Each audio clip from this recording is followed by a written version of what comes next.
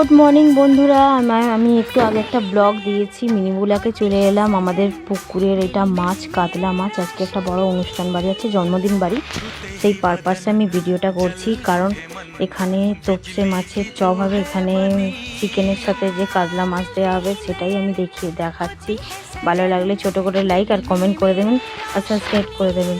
বন্ধুরা দেখতে পাচ্ছেন পুকুরের মাছগুলো খুব খেলাধুলা করে, সব কিছু করে, কিন্তু দুর্ভাগ্য কপাল, কিছু করার নেই। পুকুরের মাছ তো তুলতেই হবে।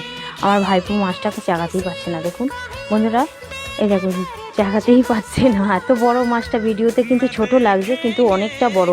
একটা না করে হলে 4 কিলো করে ওজন আছে। এটা ভিডিওতে এতটা ছোট মনে হচ্ছে যে না, মাছটা ছোট, কিন্তু অনেকটাই বড়।